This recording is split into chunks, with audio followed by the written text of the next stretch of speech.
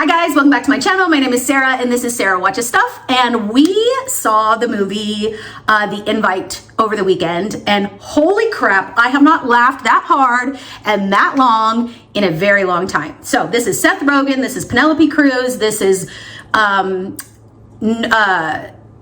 Norton, Rose, nope. Putting the top cast here. Guys, incredible. I was wheezing and cackling. I had to cover my mouth. Second one, Seth Rogen riding a fold-up bike up a massive hill in San Francisco, like literally had me wheezing. So the premise of this is this couple has been kind of at odds with each other. You can tell that they're like walking on eggshells, trying to be nice, but like there's some issues there. You can see that the couple has some issues. So they live in San Francisco and they have invited their neighbors over as an apology for all the work they've been doing in the home and all of the loudness and noise. And they thought, you know, let's just invite them over. Let's have a conversation. Let's apologize. Well, the husband, Seth Rogen, Olivia Wilde, that's who it is. So Olivia Wilde and Seth Rogen are together. And they're married and they have a kid. The kid is out spending the night with someone. So it's just those two. She tells him they've invited the neighbors over. And he's like, I do not remember this. So it's already an argument from the beginning. But he has an issue with the neighbors because they also are very loud, but with their sexual time in the evening. And he said it's so loud that like he's had to explain to his daughter like what the noise is from. And so they're basically inviting them over to have this conversation to apologize, but he actually wants to bring up the noise that they have been bringing to the table with their sexual time. So it's so perfectly real life to me. If you are in this age group, I think it'll hit a lot harder, but hit the idea of just exhaustion through your day, what your body feels like, the conversations you have with your spouse and don't have with your spouse, and what that leads to long term. And it ends up being like this super awkward night. Penelope Cruz and Edward Norton are a couple, and they're the ones invited over. Well, they end up like wanting to apologize as well. And I mean, obviously I'm going to be giving away part of the movie here, but they have been having like threesomes and small sexual parties, and they end up asking Seth Rogen and Olivia Wilde into like to have one of these parties with them. So it's really like this perfect example of real life relationships, romantic relationships, friendships, how to say things, how to not say things, arguments that you might have, how your body reacts to sex. Like, I can't even describe to you how perfectly hilarious. So it's the four of them in an apartment for an hour and 45 minutes. So much action. I was never bored. I was never tired. Freddie didn't fall asleep. The one-liners are perfect. The couples were perfectly casted. It was amazing to see Edward Norton back again. And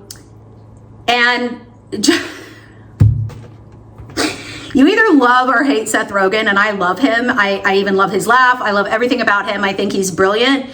And just like when they pretend to not be fighting, it's just so perfectly real life that it made me laugh hysterically. And even Freddie was dying. Like the personality combos, like what they do for work, how they met, it's just hilarious. I would probably give it, I don't know, like a 7.5. I would actually watch it again. I don't know if I'd pay to go see it in the theater again, but highly recommend going to see it in the theater.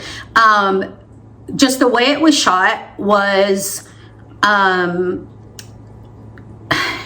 it just kept your attention in a way that maybe another movie in the same setting wouldn't have.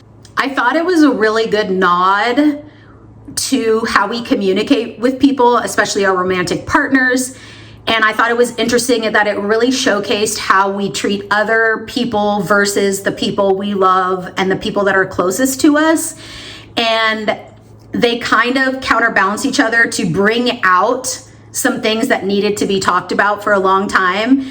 And of course it goes awry. Like everything that these couples had planned for the evening falls apart, basically. So each side had prepared, right? Like Olivia Wilde's, that couple had prepared all this beautiful food. Come to find out, part of the couple on the other side was vegan. You know, trying to have a sexual encounter and throwing your back out. Like, it's hilariously too close to home. But I thought it was a beautiful look at real life relationship, how communication plays a part in these relationships, how expectations that are not talked about play a part in relationships, how humor plays a part in relationships, how other couples, other people in our life can be a counterbalance to show us what we need to do differently in our own life. And it was just perfectly and hilariously done. I thought the cast was incredible. I thought the writing was perfection. I thought the close tightness of the camera in some of these conversations and in the tight, you know, small apartment situation, even though it's big for San Francisco. All of these close quarter scenes were just balanced beautifully by the humor and by the intimacy of these conversations. I don't know. It was just really beautifully done. I mean, we walked out going, that was fabulous.